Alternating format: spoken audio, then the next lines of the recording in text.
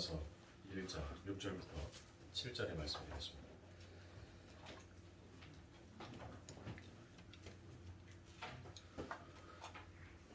로마서 1장 6절부터 7절의 말씀입니다. 다 찾으신 줄 알고 한 목소리로 함께 봉독하여 읽도록 하겠습니다. 너희도 그들 중에서 예수 그리스도의 것으로 부르심을 받은 자니라. 로마에서 하나님의 사랑하심을 받고 성도로 부르심을 받은 모든 자에게 하나님 우리 아버지와 주 예수 그리스도로부터 은혜와 평강이 있기를 원하노라. 아멘. 자, 오늘은 그 부르심을 입은 자의 세 번째 시간 하도록 하겠습니다. 자, 그런데 오늘은 그 부르심을 입은 자에 대한 자 속에서 오늘은 말씀이 조금 틀려졌죠. 뭘 입은 자다라고 얘기를 합니까? 오늘 본문 1장 7절에 보면 하나님의 사랑하심을 받고 성도로 부르심을 받은 모든 자에게라고 되어 있죠. 자, 우리가 지난 시간에 함께 은혜 나누었던 말씀이 무엇이었습니까? 우리가 어떤 행위나 어떤 근거로 인하여서 아버지 하나님 앞에 상급을 받고자 싶어 했던 그 제약된 마음, 그 마음에서 우러나왔던 우리는 적어도 이렇게 하면 하나님 앞에 상급을 받을 수 있을 것이다 라고 생각했던 그 착각됨이 무엇이었는지에 대해서 우리는 함께 은혜를 나누었습니다. 그렇다면 그 아버지 하나님 앞에 부르심을 입은 자, 그 사랑하심을 입은 자들의 삶 가운데 있어서 우리에게 나타나야 될 진정한 삶의 상급이 무엇인지에 대해서 오늘은 함께 은혜를 나누도록 하겠습니다. 자, 말씀에 앞서서 여러분들에게 한 가지 먼저 여쭤보도록 하겠습니다. 여러분들이 사랑하는 사람, 그리고 사랑하고 싶은 사람에 대해서 여러분들은 얼마나 잘 알고 계십니까? 내가 지금 사랑한다라고 말하고 있는 사람들 있잖아요. 그 사랑한다라고 말하고 있는 사람들에 대해서 여러분들은 얼마나 그들에 대해서 넓이와 깊이와 높이와 길이를 알고 계시냐 이 말입니다. 사랑하니까 전부 다 알아야 되는 거 아닙니까? 그렇죠. 내가 사랑하는 존재인데 왜 그 사랑하는 존재에 대해서 우리가 사랑한다라고 얘기를 하면서 그 사람에 대해서 전혀 모르냐고요. 우리는 안 것 같지만 전혀 몰라요. 우리가 만약에 그 사랑을 안다면 나는 내 남편이 어떤 마음을 가지고 있는지 내 남편을 뭐 할 수 있게 돼요? 이해할 수 있게 돼요. 헤아릴 수 있게 된단 말이에요. 남편 또한 마찬가지입니다. 내 아내를 사랑한다면 내 아내에 대한 그 사랑의 마음, 지금 내 아내가 나에게 무엇인가를 요구하고 싶어 하는지에 대해서 알아요, 몰라요? 알게 된다니까요? 그러면 부모가 자녀의 마음은요?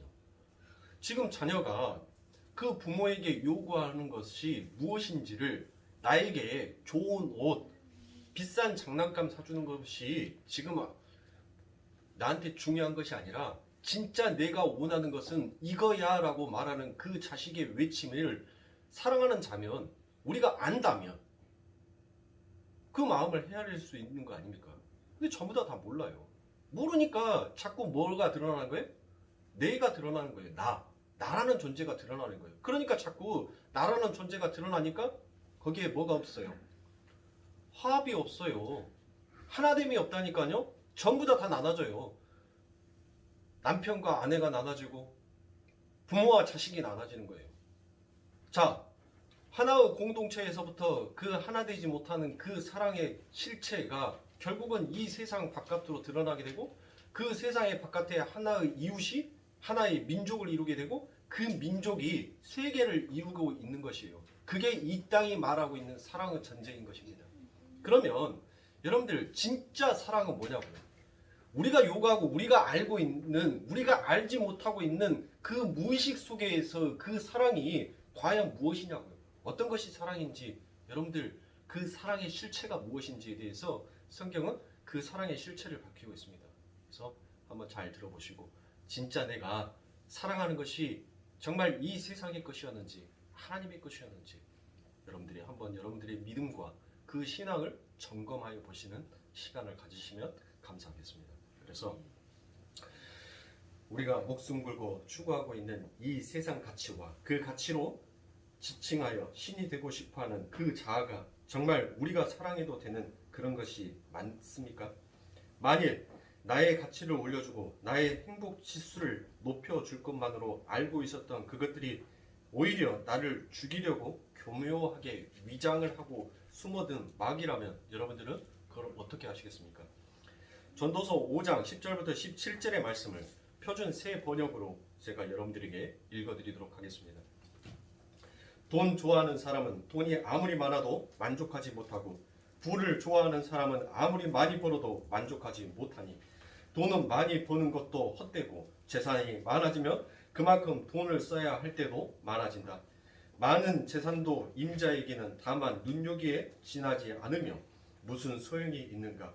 적게 먹든지 많이 먹든지 마귀를 하는 사람은 잠이라도 달게 자지만 배가 부른 부자는 잠도 편히 못 잔다. 나는 세상에서 기막히게 억울한 일을 보았다. 아끼던 재산이 그 임자에게 오히려 해를 끼치더라는 것이다.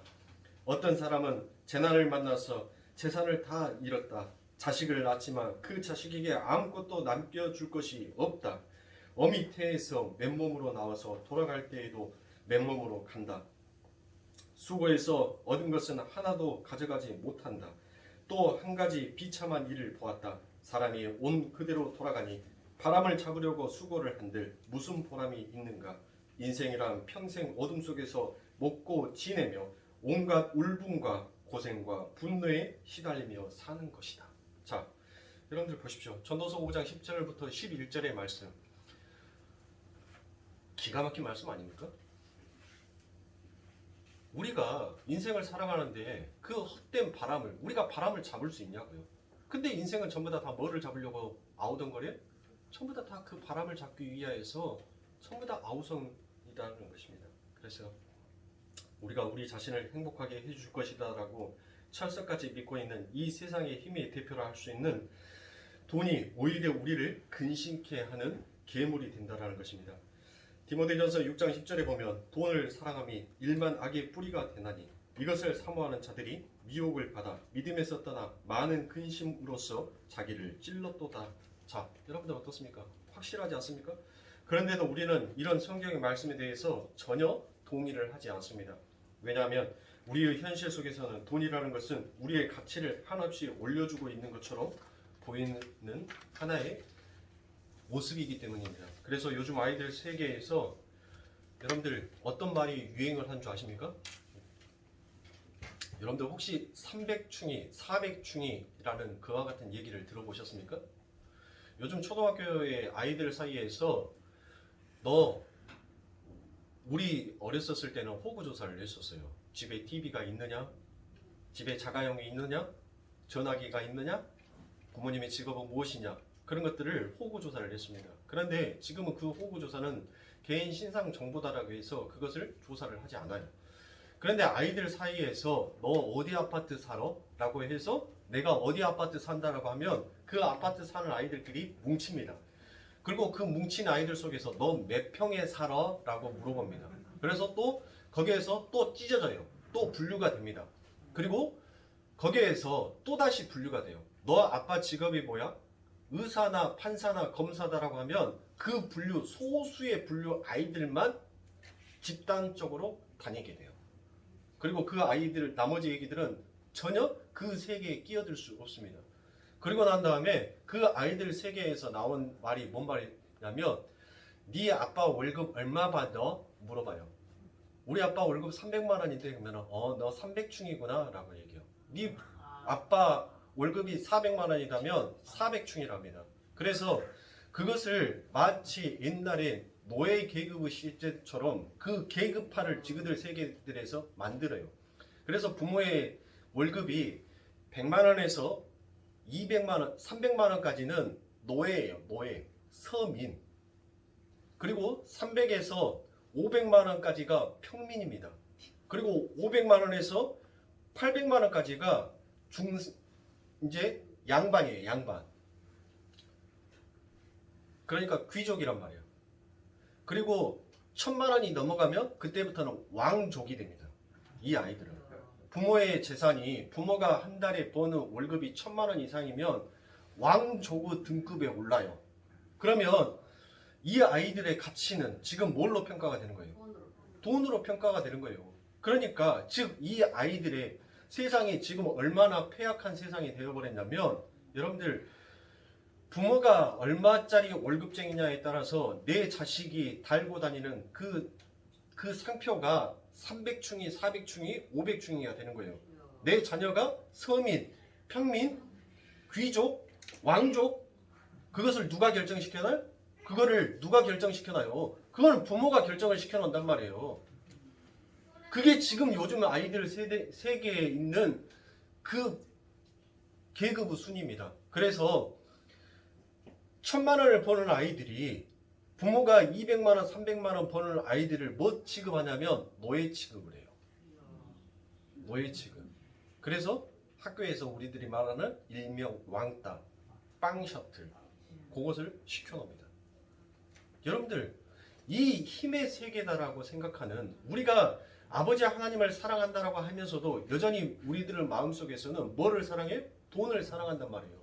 돈은 그만큼 나의 가치와 나의 존엄성, 나의 자랑을 나타내는 하나의 위상이 되어버렸기 때문에 그 위상이 자라나는 아이들한테까지도 그게 세습적으로 물려져서 나아가게끔 되어 있단 말이에요. 여러분들 깜짝 놀라시지 않았습니까? 지금 세상이 이렇게 돌아가요.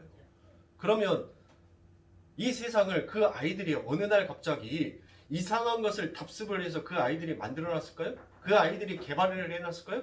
아니란 말이에요. 돈은 일말의 악의 뿌리다라고 했던 그 아버지 하나님의 말씀, 그 체계를 누가 만들어놨어요? 지금은 세상의 어른들이 뭐를 쫓아서 가니까? 돈만 쫓아서 가니까 그 아이들 역시도 돈이라는 것은 나의 가치와 위상과 내가 어떠한 존재로서 이 세상을 군림하고 살아갈 수 있는지에 대해서 자연스럽게 그것을 답습할 수 있도록 만들어주는 것이 그게 세상이라는 것입니다. 돈은 분명히 나를 사랑하여 나를 유익하게 할 것이라고 철석같이 믿고 있는 것이 바로 세상이라는 것입니다. 그렇다면 이 세상 가치와 소유 대표라고 할 수 있는 그 돈이라는 것으로 화려하게 치장을 해서 신의 자리에 올라가고 싶은 우리가 가장 사랑하는 것은 바로 누구인 거예요? 결국 나인 것이에요. 내가 부지런히, 내가 열심히 노력을 해서 내가 어떠한 위치에 만들어지면 세상은 나를 뭘로 보더라? 여러분들, 왜 대한민국이 집은 월세 10만원짜리 20만원짜리 단칸방 월세를 사는데 왜 자동차는 으리버리한 삐까번쩍한 차를 타고 다니는지 아십니까? 아니, 원룸 사는 사람들이 여러분들 벤츠 타고 다녀요.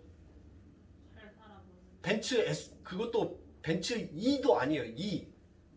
2도 아닌 S자가 붙여져 있는 차를 타고 다닌다니까요. 이 2와 그 벤츠의 2와 S라는 것은 차값이 무려 여러분들 1000만원에서 많게는 2000만원 차이가 나요. 아주 그냥 깡통인 차, 아무것도 없는 가장 밑에 있는 차를 사는데 똑같은 사양이에요. 똑같은 동급이에요. 그런데 여기에는 2가 붙어있고 여기에는 S가 붙어있단 말이에요. 그런데 이 S가 붙어버리면 차값이 2000만원이 더 비싸져요. 집은 30만원짜리 월세를 사는데 자동차는 1억짜리 자동차를 끌고 다니는 것이 세상이에요. 왜? 그만큼 나라는 존재가, 나라는 가치가 어떠한 자인지를 세상에 드러내고 싶어하는 것이 그게 인간이라는 것입니다. 그래서 누가복음 17장 33절에 무릇 자기 목숨을 보존하고자 하는 자는 잃을 것이요 있는 자는 살리라 라고 말씀하시는 것입니다. 그래서 그 육적 자아를 살리기 위한 안간힘을 쓰는 것은 오히려 자신을 죽이고 있는 것이다라는 말입니다. 그래서 성경의 말세에는 심판을 받은 자들에게 대해 이렇게 묘사를 합니다. 디모데후서 3장 1절부터 2절에 보면 내가 이것을 알라 말세에 고통하는 때가 이르느니 사람들은 자기를 사랑하며 돈을 사랑하며 자긍하며 교만하며 회방하며 라고 되어 있습니다. 이렇게 우리가 사랑하고 있는 육적 자아, 즉 자기 자신과 돈을 우리가 사랑해야 할 존재가 아니라 우리를 심판대에 세워 죽일 수 있는 무서운 것이다라는 것을 우리는 반드시 알아야 됩니다. 그런데도 우리는 그러한 것들이 나를 사랑하여 나라는 존재를 하나님처럼 그 하나님의 자리에 올려 넣어줄 수 있을 것이다라고 착각을 하며 사는 것입니다. 그래서 성경은 우리 인생에 잔입해 들어오는 살인마 같은 재물과 자아를 몰아내고 죽이라라고 반복적으로 우리들에게 경고의 메시지를 보내고 있습니다. 야고보서 5장 3절에 보면 너희 금과 은은 녹이 슬었으니 이 녹이 너희에게 증거가 되며 불같이 너희 살을 먹으리라. 너희가 말세에 재물을 쌓았도다라고 말합니다. 디모데전서 6장 17절에 보면 내가 이 세대의 부한 자들을 명하여 말을 높이지 말고 정함이 없는 재물에 소망을 두지 말고 오직 우리에게 모든 것을 후히 주사 누리게 하시는 하나님께 두며라고 말씀합니다.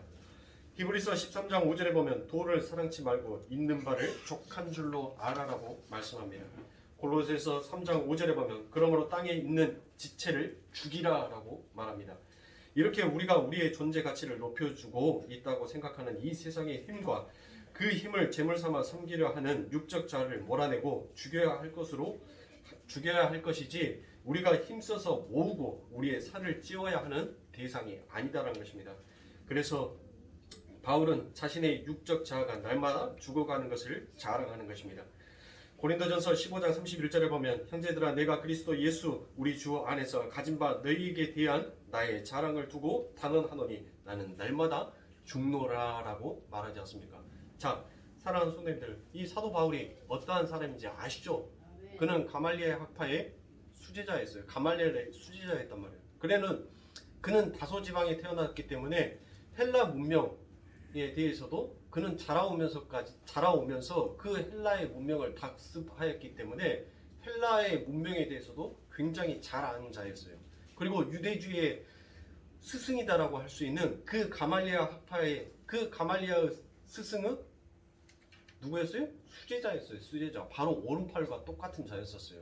그런데 그 사도 바울이 말을 하죠. 세상의 사람들에게 뭐라고 말을 하고 뭐라고 자랑합니까?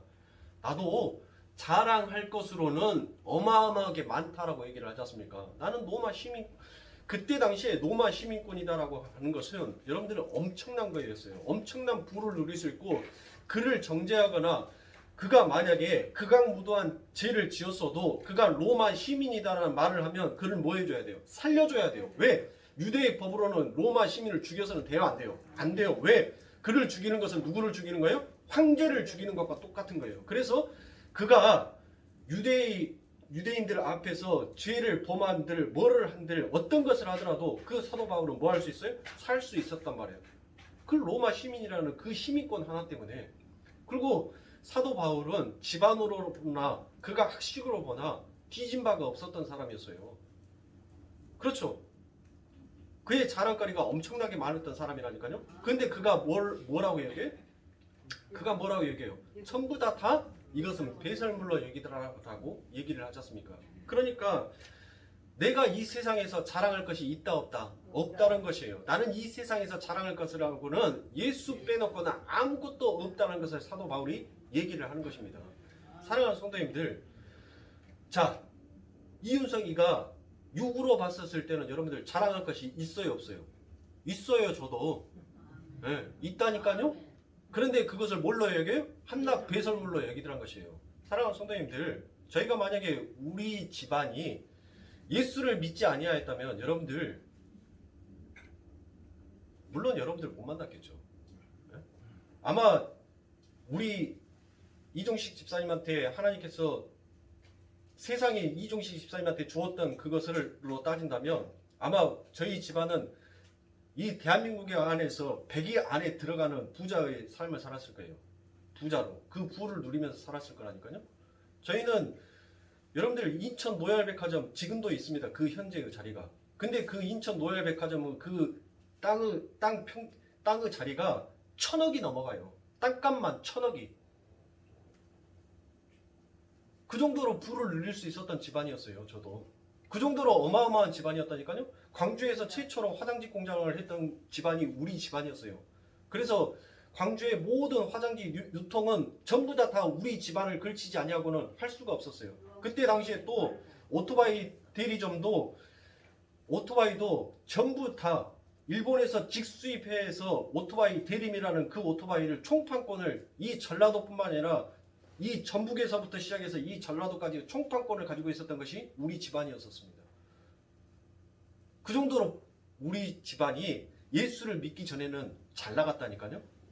그런데 하나님께서 콕 끼워버리니까 뭐 하셔요? 다 흐트러 버리시라는 것입니다. 그런데 사랑하는 성도님들, 제가 말하고 싶은 것은 이거예요. 그렇게 우리 이종식 집사님이 저희 아버지가 그렇게 잘 나가셨을 때는 정말 무섭고 정말 엄한 분이었어요. 가까이 하기에는 먼 당신이었었습니다. 유행가 가사처럼 가까이 하기에는 먼 당신이었다니까요. 진짜로. 그런데 그 잘 나갔던 아버지 말만 하면, 제가 중학교 때 다른 아이들은 8비트 컴퓨터를 갖고 다녔을 때 저는 16비트 컴퓨터, 그때 당시에 집 한 채 값이 800만 원이었어요. 그 800만 원짜리 컴퓨터를 제 방에다가, 중학생인 제 방에다가 놔두고 그 컴퓨터를 가지고 공부를 했었어요. 제가. 네? 말만 하면 뭐든지 다 들어주셨던 그 아버지였었어요. 그런데 그 안에는 뭐가 없었어요? 제가 가까이 하기에는 너무 먼 당신, 다가서기에는 너무 먼 당신이었었어요. 아무것, 그 엄청난 것을 내게 다 해주셨는데도 내가 도저히 근접할 수 없고 가까이 다가갈 수 없었던 그 아버지. 그런데 지금은 그 모든 것들을 한낱 배설물로 여기고, 이제는 살아도 주를 위하여서 죽어도 주를 위하여서 그 예수를 영접하고 난 다음에 그 성경책을 펴고 찬송가를 부르다가 주님의 이름을 향하여서 훌쩍훌쩍 눈물을 흘리시는 그 아버지. TV에서 CTS 방송에서 예수라는 십계명이라는 그 영화가 하면 그것을 보면서 눈물을 흘리셔요. 가슴을 치면서 내가 주님, 내가 저기에서 내가 당신을 못 박았던 내가 죄인입니다라고 했던 그 아버지의 모습. 지금은 저한테 해줄 것이 없어요. 저희 아버지가. 그런데 지금의 아버지가 저는 뭐예요? 더 좋다라는 것이에요. 바로 세상은 이것을 여러분들에게 알게끔 만드는 거예요. 흙의 존재는 여러분들 영원히 흙에 나온 것들만 바라보며 흙만 사랑할 수밖에 없다니까요. 그래서 우리가 이런 말 하지 않습니까? 걔 눈에는 뭐만 보인다고? 똥만 보인다는 거예요. 걔 눈에는 자꾸 지가 쌓아놓은 똥밖에 안 보이는 거예요. 왜? 시선이 고정되어 있는 위치, 그 위치가 지가 돌아봐야, 목줄에 매어서 돌아봐야 뭐만 보이는 거예요? 돌고 오니까 똥이에요. 돌고 오니까 똥인 거예요. 찾고 오니까 걔 눈에는 뭐만 보여요? 똥만 보인다는 거예요. 즉 죽은 자의 삶 가운데에서는 돌아봐야, 이 세상 내가 쳇바퀴처럼 열심히 돌아봐야 뭐만 보이는 거예요? 이 세상에 있는 죽은 흙만 보이게 되어 있어요. 흙밖에 못 보는 거예요. 그런데 그 아버지 하나님의 엄청난 은혜가 우리들에게 부어졌단 말이에요. 이제는 그 죽은 흙에서 우리를 하나님께서 뭐 하셨어요? 건져 올리셨어요. 그 건져 올리신 하나님께서 이제는 그 땅의 것을 보는 자가 아닌 그 하늘의 것을 볼 수 있는 자가 되게끔 하나님께서 만들어 주셨단 말이에요. 그게 바로 뭐예요? 그게 은혜인 거예요. 그러면 사랑하는 성도님들, 이와 같은 의문점이 들지 않겠습니까? 아니 왜 그러면 아버지 하나님께서 우리를 선택해 주셨고 우리를 아버지 하나님의 백성으로 택하여 주셨다면, 그러면 우리는 하늘의 것을 소망할 수 있게끔 하나님께서 그렇게 해주셔야지 하늘로 그냥 우리를 훅 하고 올려주시면 좋을 건데 왜 우리를 이 땅에다 심겨두셨는지에 대해서 여러분들이 자꾸 그와 같은 의구심이 생길 거란 말이에요. 왜 하나님께서 우리를 이 땅에 두셨겠어요? 뭐 때문에? 우리는 이미 창시 전에 묵시의 세계에서 우리는 이미 완벽하게 완성된 자란 말이에요. 그런데 왜 하나님께서 우리를 이 땅에 뒀어요? 너희는 하늘에 속한 자이지만 너희는 어디에서 올라왔다? 너희는 흙에서 올라왔다. 땅에서 올라왔다라는. 그래서 그 땅에서 올라온 자는, 그 흙에서 올라온 자는 그 흙의 것을 얼마나 좋아할 수밖에 없는지를 하나님께서 뭐 하는 거예요? 그것을 너희들 뼛속까지 배우고 와. 왜 너희들이 이 땅에 있는 것을, 그 더러운 것을, 그 망하고 패망할 것을 왜 사랑할 수밖에 없는 존재인지, 그리고 그 속에서 내가 어떤 은혜로 너희들을 건져냈는지를 너희 그거 철저하게 배우고 와 라는 그와 같은 마음으로 하나님께서 우리들을 이 땅에 보내셨다니까요. 그런데 전부 다 뭐 하는 거예요? 전부 다 하나님, 내가 이 땅에서 어떻게 해서든 나를 살찌우고 내 배를 불리고 내가 잘 되기만을 원한다라고 여러분들 전부 다 그와 같은 시각과 그와 같은 생각을 가지고 전부 다 신앙생활을 하는 것이 아니라 종교 행위를 하고 있어요. 마치 여러분들 기독교가 왜곡된 신앙, 왜곡된 것으로 자꾸 변질되어 가고 있다니까요. 예수를 믿으면 만사형통 된대요. 예수를 믿으면 만병통치약이어서 절대 아픈 것이 설사 있어도 전부 다 나았는데요. 예? 예수 믿으면 내 자녀, 내 사업, 내가 가지고 있는 모든 것들이 다 잘 된대요. 여러분들 그게 혹시 여러분들 코로나 걸리기 전에 우리 강원이 같은 경우는 강원이 자매는 알 거예요. 여러분들 나이트클럽 같은 데 가면 여기 지금은 나이트클럽들이 많이 없어졌는데 지금도 있는지 모르겠어요. 아무튼 그 나이트클럽에 가면 삐끼들이 있어요. 삐끼들. 호객행위 하는 사람이 있다니까요. 전단지 들고 전단지 날아주면서 오늘은 물 좋아요. 아가씨 몇 명은 공짜. 남자들 지나가면 오늘 물 좋아요. 오늘은 남자들보다 아가씨가 더 많아요. 그러니까 어서 오세요 하면서 온갖 구설수로 인해서 지나가는 사람들을 꼬셔요. 그리고 꼬셔가지고 뭐예요? 그 술집의 술자리에다가 딱 앉혀놓는단 말이에요. 뭐 하기 위해서? 매출 올리고 매상 올리기 위하여서. 그거나 기독교나 왜곡된 신앙을 가지고 전도를 해서 교회의 자리를 채우는 거나 뭐가 틀리냐고요? 뭐가 다르냐고요? 예? 우리는 올바른 복음, 참된 진리를 말을 해야 돼요. 그게 복음이에요. 그게. 눈 가리고 아웅할 수는 있어요. 그러나 그 눈 가리고 아웅하는 것은 여러분들 결코 이 세상 가운데서 오래 갈지를 못한다는 것입니다. 자, 그렇다면 우리가 이 세상에서 진정으로 사랑해야 하고 신뢰해야 될 것이 무엇인지에 대해서 지금부터 한번 보도록 하겠습니다. 누가복음 10장 25절부터 28절에 보면 어떤 율법사가 일어나 예수를 시험하여 가로되 선생이여 내가 무엇을 하여야 영생을 얻으리까? 예수께서 이르시되 율법에 무엇이라 기록되었으며 내가 어떻게 읽느냐? 대답하여 가로되 내 마음을 다하고 목숨을 다하며 힘을 다하여 뜻을 다하여 주 너희 하나님을 사랑하고 또한 내 이웃을 내 몸과 같이 사랑하라 하였나이다. 예수께서 이르시되 내 대답이 옳도다. 이를 행하라 그러면 살리라 하시니라고 말씀하십니다. 자, 우리가 영생을 얻기 위해서 진정한 복, 진정한 삶을 얻기 위해서는 사랑해야 할 것이 돈이나 재물이나 신이 되고 싶어하는 육적 자아가 아니라 바로 누구다라는 것이에요? 이웃과 하나님이다라는 것입니다. 자, 왜냐하면 하나님과 이웃만이 우리를 진정으로 사랑해주는 존재이기 때문입니다. 자, 그러면 사랑하는 성도님들, 우리의 이웃이 누구예요? 우리의 이웃.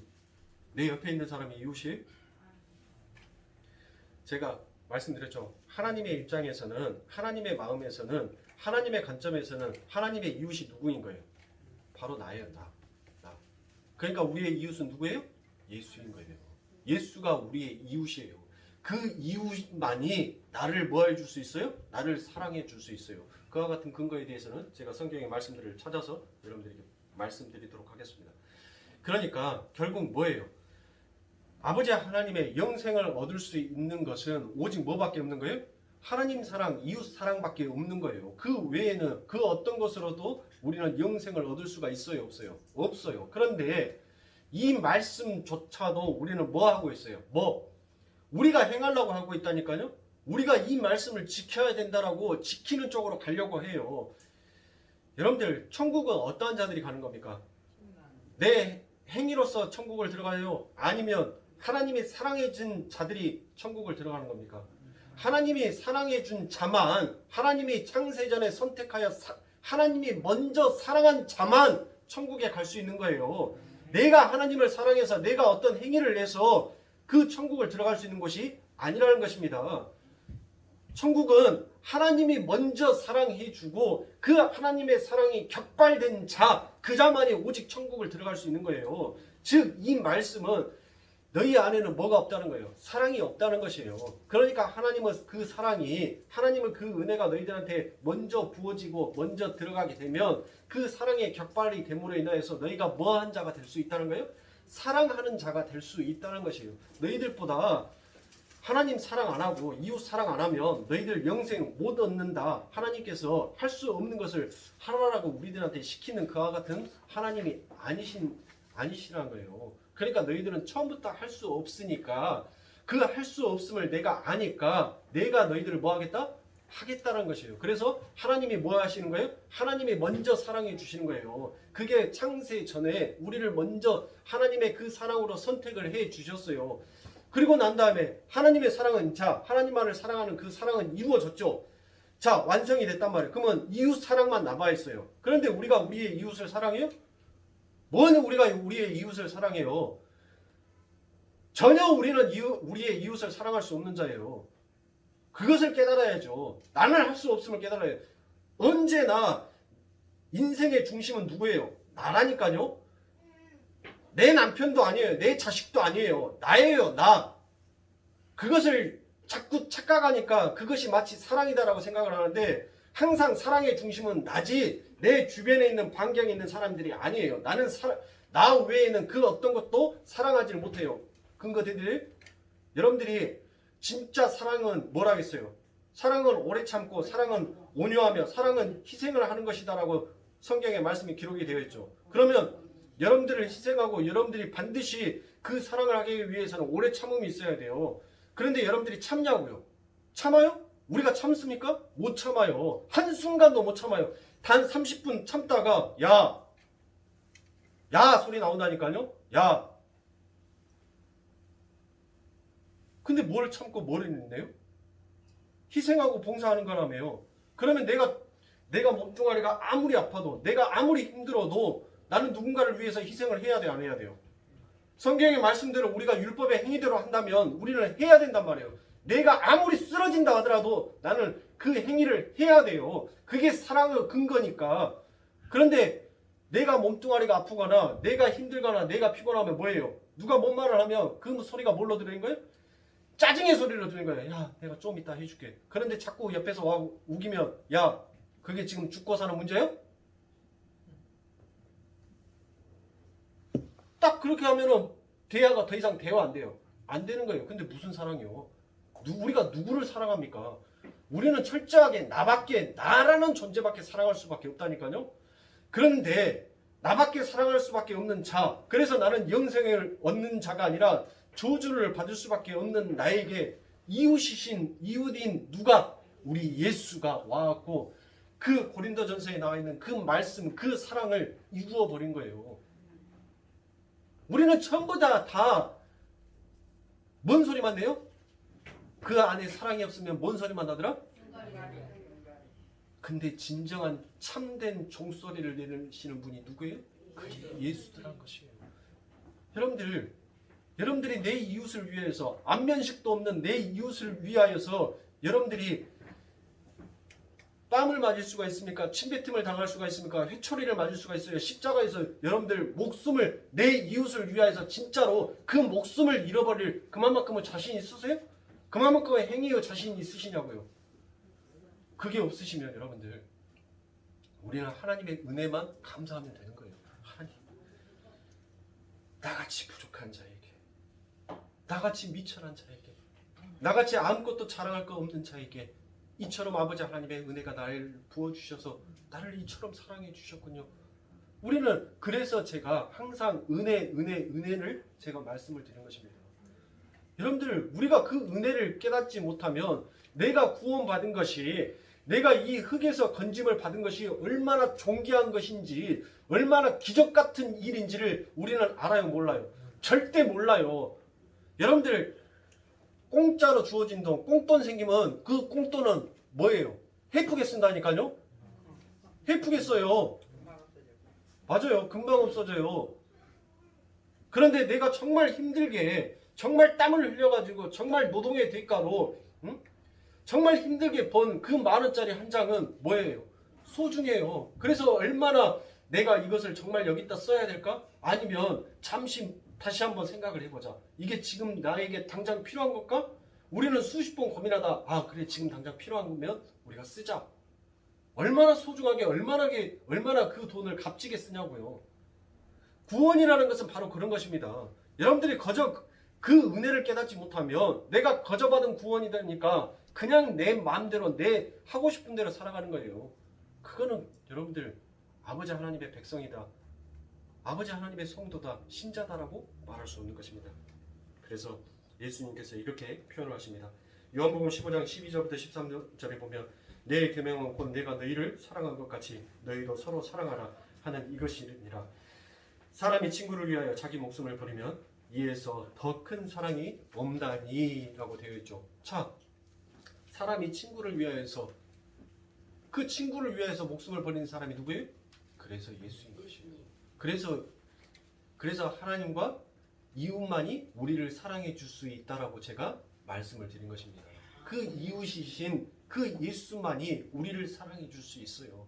그 하나님만이 우리를 사랑해 줄 수 있는 것입니다. 그래서 요한일서 4장 10절에 보면 사랑은 여기 있나니 우리가 하나님을 사랑한 것이 아니요 오직 하나님이 우리를 사랑하사 우리 죄를 위하여 화목제로 그 아들을 보내셨음이라라고 말씀하고 있는 것입니다. 이렇게 진짜 사랑은 자기의 유익을 챙기기 위해 먼저 선심을 쓰는 악당의 행사가 아니라 자신이 조금 오해를 받더라도 상대방의 유익을 위해 자신의 손해를 감수하는 것입니다. 그래서 하나님의 나라와 관계없는 이 세상의 유구 존재는 절대로 그 사랑을 흉내낼 수 없는 것입니다. 우리 성도는 이 세상에서 흙에서 나온 자기의 육신을 포함한 땅의 것을 사랑해서는 안 되는 존재이며 하늘의 것을 사랑하고 이웃을 사랑해야 하는 존재라는 것입니다. 그런데 흙으로 지어져 있는 인간은 흙에 속한 것만 사랑하게 되어 있습니다. 거기에 하나님의 은혜가 가입을 하여 산자가 될 때 땅에서 눈을 들어 그가 비로소 하나님과 하나님의 것을 사랑할 수 있는 자가 되는 것입니다. 따라서 성도는 이 세상에서 죄를 짓지 말아야지라는 의지의 결단을 하기에 앞서 하나님의 은혜, 즉 하나님의 사랑을 먼저 잊고 그 현실을 깨달아야 하는 것이 바로 성도의 인생이요 삶이다라는 것입니다. 그래서 하나님은 그 성도들을 그들이 나온 땅에다가 한동안 두시는 것입니다. 거기서 나온 자들이 얼마나 땅과 땅에 속한 것들을 좋아할 수밖에 없는지를 경험케 하여 주시고 하나님의 은혜와 사랑과 능력이 그들에게 가입하여 땅만 좋아하는 죽은 흙들이 땅에서 들어 올려져서 하늘의 존재로 바뀌어 버리는 것이 얼마나 엄청난 기적인지를 뼛속 깊이 체험하고 돌아가는 것이 역사와 인생이다라는 것입니다. 그래서 오늘 본문이 성도를 규정하기를 하나님의 사랑하심을 잊고 예수 그리스도의 것으로 부르심을 입은 자다라고 얘기를 하는 것입니다. 그러니까 그 사랑은 우리가 사랑으로 반응하기 이전에 이미 그 사랑이 완료된 사랑이다라는 것입니다. 그런 연유에서 성도는 구원을 받은 이후에도 자신이 얼마나 땅의 것을 좋아하는지를 철저하게 폭로당해야 합니다. 그리고 그렇게 땅에 속한 자로 땅과 함께 영원한 저주의 바다를 들어갈 수밖에 없었던 존재였음을 확실하게 자각해야 하는 것입니다. 거기에서 우리는 하나님의 사랑을 갈구하게 되는 것이고 하나님의 은혜와 긍휼의 필요성을 자각하게 되는 것입니다. 그게 바로 성도다라는 것입니다.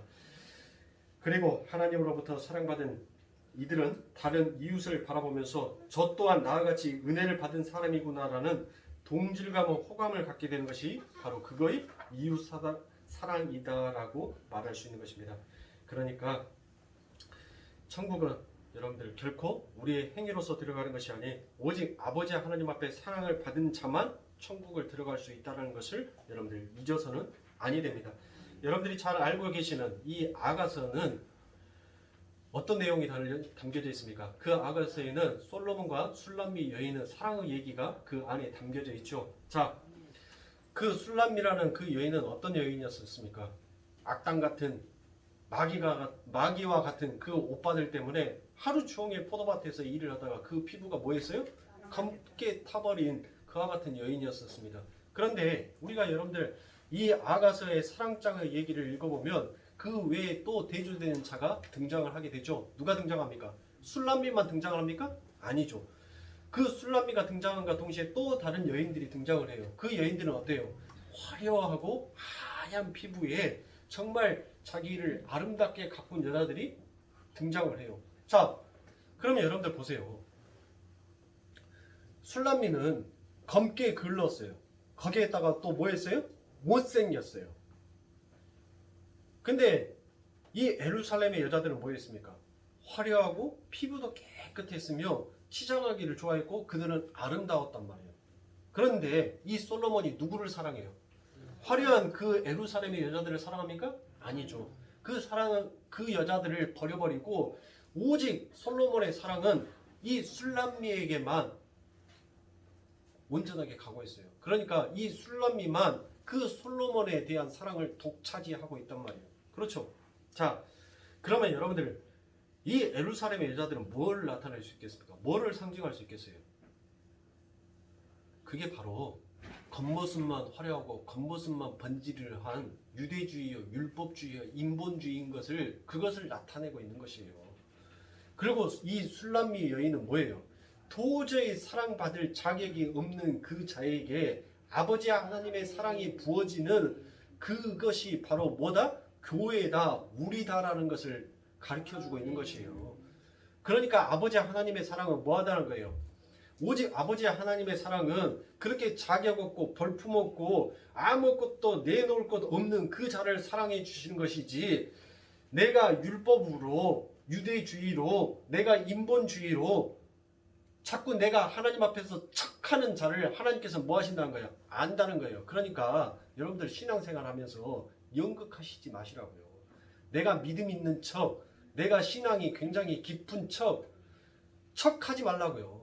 사람은 속일 수는 있으나 하나님은 속일 수가 없는 거예요. 왜? 하나님은, 우리는 선악과를 먹음으로 인하여서 뭐만 보는 거예요? 우리는 그냥 겉모습만 본다니까요. 그 겉모습만 보고 야, 참 믿음이 참 좋아, 역시 신앙이 깊어, 생각지 못하는 것들을 역시 은혜 많이 받은 자야 라고 우리는 그 사람의 겉모습만을 보고 평가할 수 있을런지 모르겠지만, 하나님은 뭐예요?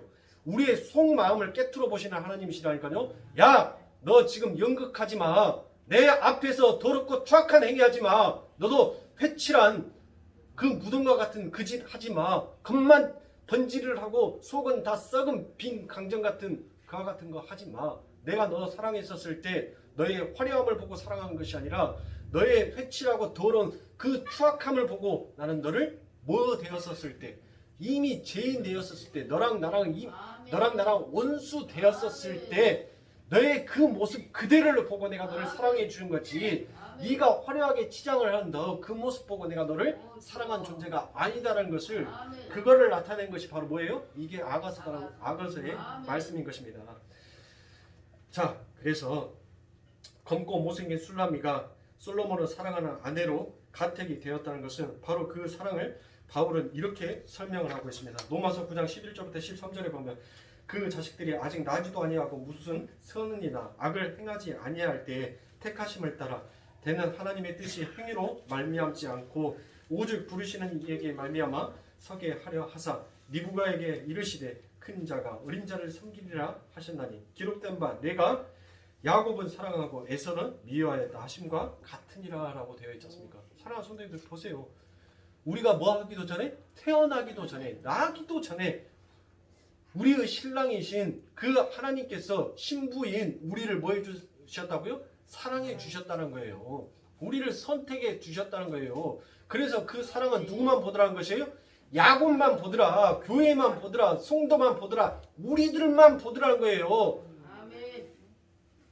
그런데 흙의 삶을 추구하는, 흙의 삶을 누리다가는 영원한 멸망으로 떨어지기에 신은 당신의 신부의 삶을 차압해버리는 것입니다. 그리고 당신이 원하시는 방향으로 자기 마음대로 끌고 가십니다. 그것이 바로 구원의 길입니다. 로마서 5장 8절에 보면 우리가 아직 죄인 되었을 때 그리스도께서 우리를 위하여 죽으심으로 하나님께서 우리에게 대한 자기의 사랑을 확증하셨느니라 라고 되어 있지 않습니까? 자, 우리가 뭐 되었을 때요? 성경에 명확하게 기록하고 있지 않습니까? 우리가 죄인 되었을 때 아무런 자격도 조건도 묻지 않느냐고 우리를 뭐 해주셨다는 거예요? 선택해 주셨다는 것이에요. 이게 바로 뭐예요?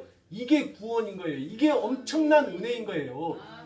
이 은혜를 우리가 깨닫게 하기 위해서 하나님께서 우리를 이 땅에 두시는 거예요. 너희 그 은혜를 깨닫고 오라고, 너희들 이 땅에서 너희들 살찌고 너희들 배부르라고 하는 것이 아니라 오직 하나님의 은혜가 어떠한 것인지를 배우고 오라는 것이 이 역사인 것이에요. 자, 그렇게 우리의 체험자리로 들켜지고 우리를 향한 엄청난 신랑의 사랑을 깨닫게 되었을 때 우리는 그 신랑만을 뭐 할 수 있게 되는 거예요? 꼭 붙들 수 있게 되는 것입니다.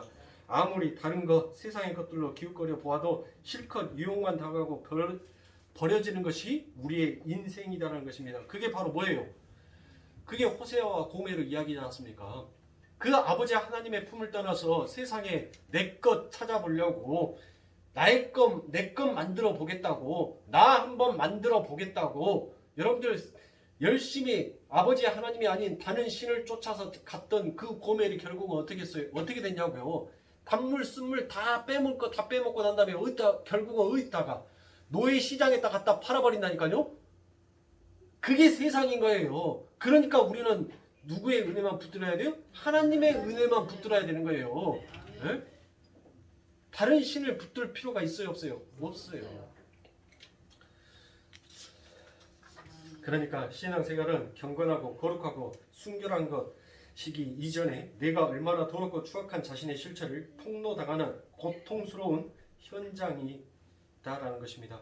그 속에서 말씀이 떨어져 그럼에도 불구하고 하나님이 나를 위해 당신의 아들을 죽이셨다는 것을 믿어지게 하시는 것이 바로 신앙생활입니다. 그래서 사도 바울이 그 사랑을 깨달으라고 입에 침이 마르도록 강조를 하는 것입니다. 에베소서 3장 18절부터 19절에 보면 능히 모든 성도와 함께 지식에 넘치는 그리스도의 사랑을 알아 그 넓이와 길이와 높이와 깊이가 어떠함을 깨달아 하나님의 모든 충만하신 것으로 너희에게 충만하게 하시기를 구하노라라고 말하지 않습니까?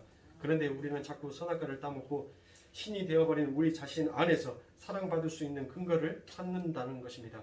그런 사람은 반드시 자기가 사랑받을 수 있는 자격을 갖추었기 때문에 상대가 나를 사랑해 주는 것이다라는 교만의 자리로 가게 되는 것입니다.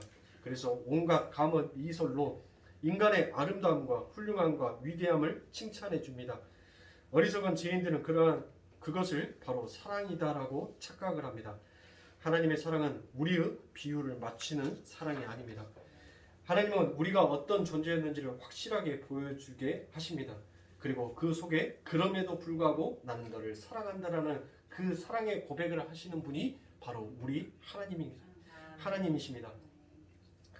구원의 현실을 알지 못하는 자들은 자기 자신에게서 사랑을 받을 근거를 찾습니다. 그렇게 신랑은 사랑의 근거를 자기 자신에게서 찾게 될 때 신부는 두려움에 떨게 되는 것입니다. 성경은 그 두려움에 떠는 것을 바로 뭐다라고 말해요? 죄다라고 얘기를 합니다. 요한일서 4장 18절부터 19절에 보면 사랑 아래 두려움이 없고 온전한 사랑이 두려움을 내어 쫓나니 두려움에는 형벌이 있음이라. 두려워하는 자는 사랑 안에서 온전히 이루지 못하였느니라. 우리가 사랑하면 그가 먼저 우리를 사랑하셨음이라라고 얘기를 합니다. 자, 이러한 두려움이 여러분들 술람미의 꿈속에서도 이어졌던 것을 여러분들 혹시 알고 계십니까? 이 술람미 여인도 이와 같은 두려움을 겪었다니까요. 자, 아가서 3장 1절부터 5절에 보면 내가 밤에 침상에서 마음에 사랑하는 자를 찾았구나. 찾아도 발견치 못하였구나. 이에 내가 일어나서 성중으로 돌아다니며 마음에 사랑하는 자를 거리에서나 큰 길에서나 찾으리라 하고 찾으나 만나지 못하였구나. 성중에 행순하는 자들을 만나서 묻기를 내 마음에 사랑하는 자를 너희가 보았느냐 하고 그를 떠나자마자 마음에 사랑하는 자를 만나서 그를 붙잡고 내 어미 집으로 나를 잉태한 자의 방으로 가까이 가기까지 놓지 아니하였노라. 예루살렘 여자들아 내가 노루와 들사슴으로 너희에게 부탁한다. 사랑하는 자가 원하기 전에는 흔들리지 말고 깨우지 말지니라 라고 되어 있습니다. 자, 아가서 2장에 보면 예루살렘 여자들이 그러니까 인간의 외모와 행위와 소유 등의 세상적 힘과 가치의 유무로 사람들을 판단하는 인본주의와 유대주의가 누구를 격동시키는 거예요? 그 술람미 여인을 격동시키는 거예요. 뭘로 격동시키는 거예요? 야, 네가 못생기고 네 피부가 검고 네가 아무런 자격이 없어서 결국 그 신랑이 너를 사랑해 주는 척 했지만 그 신랑은 뭐 했다는 거예요? 너의 그 지나치게 못생긴 네 지나치게 너 자격 조건 없는 너의 그 모습 때문에 신랑이 뭐 했다는 거예요? 떠났다는 거예요. 그 술람미 여인이 그 말에 뭐예요? 그 말에 격동하게 된다니까요.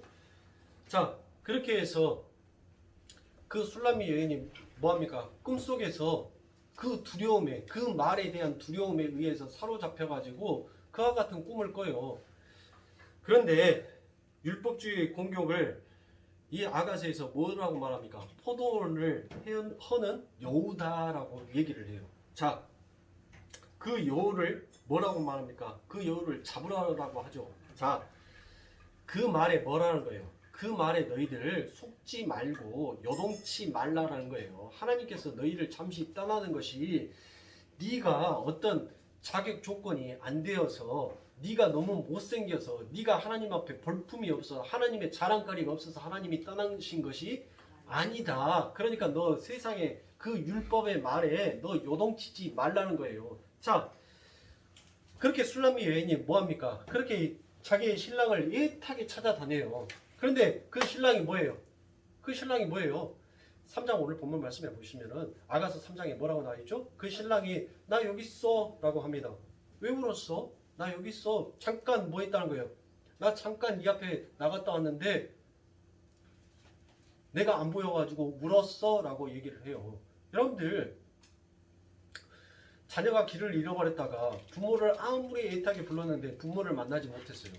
그러다가 부모가 왜 찾았어? 엄마 아빠 여기 있잖아 하고 짱 나타나면 그 아이는 뭐예요? 집에 갈 때까지 손가락 나요 안 나요? 안 나요. 왜? 이 손가락 이제 놔버리면 부모 손가락 딱 쥐가 잡아요. 그 쬐까는 손으로. 근데 힘도 오지게 주면서 나는 안 나요. 안 나요. 아 잠깐 놔봐. 이게 안 해. 하면서 안 해. 하면서 뭐 어디 잡아요? 이제 바지끄댕이 딱 잡아요. 왜? 이거 놓으면 나는 뭐 한다는 거예요? 나는 이제 또 아까치 그와 같은 공포를 느껴야 된다는 그것 때문에 절대 얘기는 나요 안 나요? 안 나는 거예요. 자, 이 술람미 여인이 어떡합니까? 그 신랑이 와가지고 나 여기 있어. 왜 울었어? 울지 마. 나 여기 있잖아 라고 했었을 때 그 술람미 여인이 어떻게 했어요? 마음에 얼마나 큰 안도감을 얻었겠냐고요. 얼마나 마음에 안심을 얻었겠냐고요. 아, 내 신랑이 여기 있었구나. 그리고 난 다음에 그 신랑을 붙들고 어디로 가요? 자기 처음의 자리로 가더라는 것이에요. 자기의 처음의 자리로. 그게 바로 누구다? 성도다라는 것이에요. 그게 성도예요, 성도. 우리는 우리의 처음의 자리로 가게끔 되어 있어요. 누구의 손을 잡고? 그 예수의 손을 잡고. 그래야지만이 뭐를 아는 거예요? 내 신랑이 얼마나 고마운 존재인구나를, 그 아버지 하나님의 은혜가 얼마나 감사한지를 우리는 깨닫게 되는 거예요. 아멘. 사랑하는 성도님들, 그래서 그 술람미가 예루살렘 여자들을 외치면 예루살렘 여자들에게 뭐라고 말합니까? 야, 이제 나 절대 안 흔들려. 날 방해할 생각 하지 마 라고 얘기를 하지 않습니까? 그렇게 성도는 자기가 받은 것이 확인이 되면 반드시 그 받은 것을 내어놓게 되어 있습니다. 서가는 그런 것입니다. 내가 받은 사랑이 확인이 될 때 그 받은 것이 나에게서 흘러나가는 방식으로 나타나는 것이 진짜 성화인 것입니다. 그러니까 성화는, 즉 사랑하는 성도님들, 내가 어떤 것을 이루어서 나타내는 것이 아니라 그 하나님의 열심이 자연스럽게 우리들의 삶 가운데에서 녹아내려져서 흘러나가게끔 되어 있는 것이 그게 성화다는 것이에요.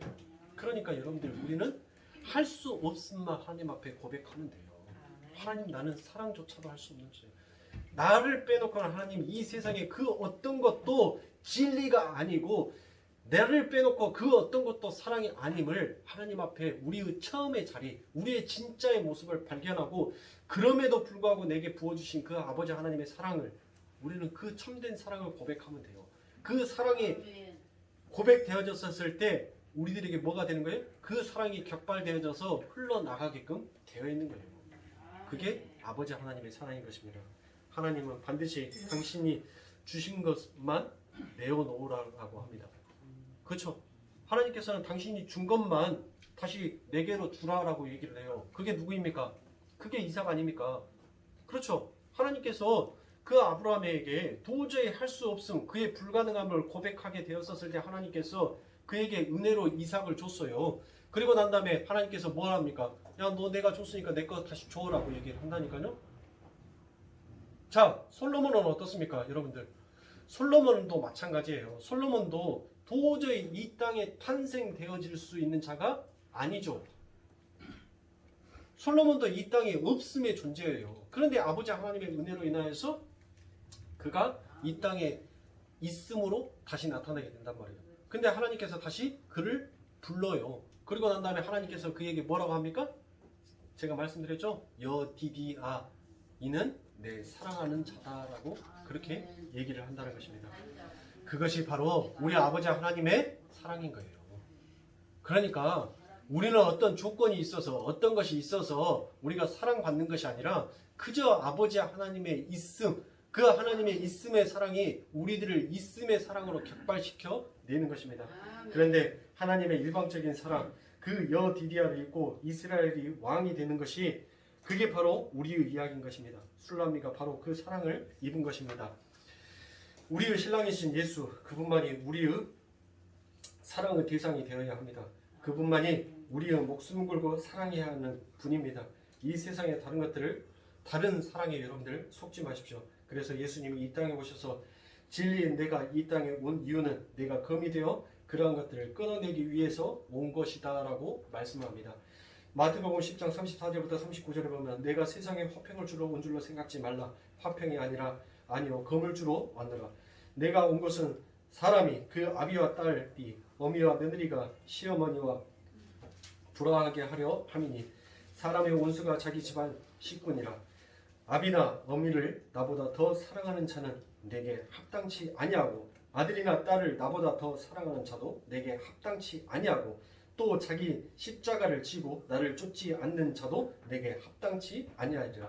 자기 목숨을 얻는 자는 잃을 것이요 나를 위하여 자기 목숨을 잃은 자는 얻으리라 라고 말합니다. 자, 여러분들 이 말씀이 뭔 말이에요?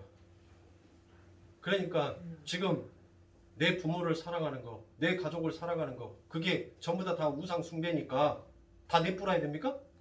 그러면 여러분들 오늘부터 부모님들 전부 다 저기 무등산에다가 고려장으로 다 지게에다 짊어지고 다 갖다 내뿌려 놓으시고 자식 새끼는 저기 다 보육원에다 다 맡겨서 그렇게 다 버려버리세요. 왜? 그게 우상이니까. 하나님께서 그 말씀인가요? 그러면 그게 우상이었다면 하나님께서 이 땅에 뭐를 만들어 놓지 않았어요? 결혼이라는 그 제도를 만들어 놓지도 않았고 하나님께서 가족이라는 그 울타리를 만들어 놓지도 않았단 말이에요. 그러니까 자꾸 율법으로 세상에 눈으로만 이것을 보니까 자꾸 뭘로 보이는 거예요? 아, 전부 다 끊어야 되는 거, 다 잘라야 되는 거. 그러니까 그게 뭐가 되는 거예요? 이단이 나오는 거예요. 옆구리단이 나오는 거예요. 옆구리단. 여러분들 하나님께서 지금 전부 다 그래 내가 검을 가지러 왔으니까 네 가족들도 다 끊어버리고 네 이웃도 다 끊어버리고 그러면 하나님의 말씀이 중구난방으로 이어지는 거 아닙니까? 뭔 말이에요? 지금 하나님께서 이 말씀하시는 것이 너희 가족 다 내팽개치고 너희 가족 다 버리라는 말씀이 아니에요. 그 가족을 네의 명성을 높이고 네를 살찌우는 하나의 도구로 사용하지 말라는 거예요. 하나님께서 그 가족을 내뿌려라고 조셨다면 하나님께서 이 땅에 다 못한다고 아담 하나만 창조하시고 난 다음에 네가 독초하든지 말든지 나는 모르겠다 라고 하시고 하와를 안 만드셨을 거 아닙니까? 근데 하나님께서는 그 아담을 독초하는 것을 보시고 뭐를 만들었어요? 그의 가족을 만드셨단 말이에요. 그 가족을 통해서 뭐를 배우라고? 뭐를? 하나님의 은혜를 깨달으라고. 그러니까 여러분들의 가장 가까운 이웃은 누구인 거예요? 바로 내 가족이에요. 내 남편, 내 아내, 내 자식이 나의 가장 가까운 이웃인 거예요. 그런데 그 가장 가까운 내 이웃에게도 나는 뭐를 못해요? 나는 사랑을 베푸지를 못하는 존재인지를 여러분들이 자각하고 발견하라는 거예요. 나는 절대로 저들에게 그 어떤 것도 해줄 수 없는 자가 맞습니다라는 것을 고백하라는 것이지 그 자식을 통하여서 내 명성을, 내 이름을, 내 자랑거리를 삼으려고 하는 그와 같은 어리석음을 범하지 말라는 거예요. 그래서 사도 바울도 내가 사람의 자랑으로서는 나도 자랑거리가 많다. 그런데 나는 그것을 전부 다 뭘로 여겼다? 배설물로 여겼다라고 사도 바울이 고백을 하잖아요. 그러니까 여러분들 부모를 사랑하는 것이 자식으로서 마땅한 바라니까요. 부모가 자식을 안 사랑하는 것이 그거의 좀 육두문자를 사용하면 그게 호로새끼지. 그걸 어떻게 자식 새끼라고 말할 수 있냐고요. 내를 낳아준 그 부모를 당연히 공경하고 사랑하고 그 부모를 받들어야 되는 것이 그거는 자식의 본분의 도리예요. 또한 부모로서 그 자녀를 사랑하는 것은 그 부모로서 도리입니다. 그 질서를 하나님께서는 그 질서를 통해서 뭐를 보라는 거예요? 하늘을 보라는 거예요. 하늘을. 그게 우상이 아니라 그게 십자가가 아니라 여러분들 그 십자가를 통해서 내가 진짜 할 수 없는 존재 속에서 내가 어떤 하나님의 은혜를 받았는가를 여러분들 그것만 깨닫고 가면 돼요. 그러니까 성경은 철저하게 뭘만 얘기하는 거예요.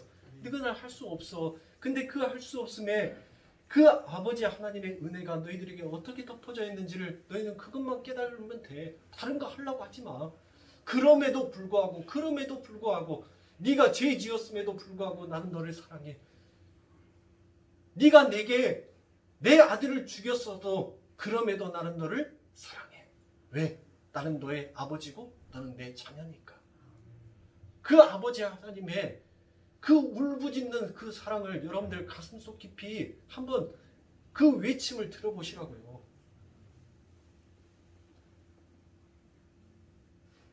종교에 행위하지 마세요. 나 살찌우려고 하지 마세요. 내 가치 챙기려고 하지 마세요. 내 가치 챙겨들, 나 챙긴들, 여러분들 그게 영원한 영생의 삶과 연결이 됩니까? 할 수가 없어요.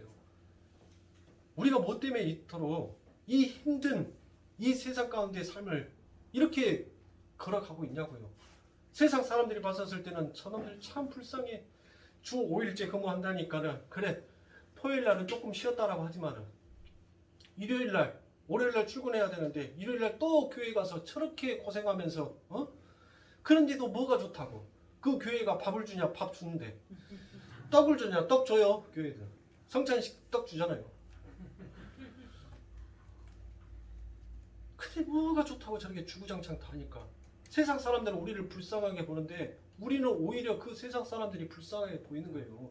세상과 우리랑은 이렇게 동질감을 느끼는 우리 이렇게 반대의 생각을 갖고 있는 것으로 흘러갈 수밖에 없는 거예요. 그런데 사랑하는 성도님들, 그 반대가 자꾸 맞다 그게 진리다라고 외친다면 여러분들 우리가 또다시 우리가 사랑한다라고 고백하는 그 예수를 우리가 은혜를 안다라고 하는 우리의 모습이 그 예수를 또다시 십자가에 못 박고 있는 것과 뭐가 다르겠냐고요. 뭐가 틀리겠냐고요. 차라리 그러면 하나님 사랑의 하나님 사랑합니다라는 그 고백을 하지를 말든가요. 사랑한다며요. 은혜를 안다면서요. 은혜를 아는 자가 어떻게 그 하나님을 또다시 십자가에 못 박을 수가 있겠습니까? 내 가치 내려놓으세요. 나 내려놓으세요. 자꾸 내 가치성, 내가 사유가 되니까 자꾸 뭐 하는 거예요? 불평, 불만이 생기는 거예요. 나는 아직 덜 채워졌는데, 나는 아직 목마른데. 세상의 물은 뭐라고 합니까? 하나님께서 너 세상의 물은 다시 떠올러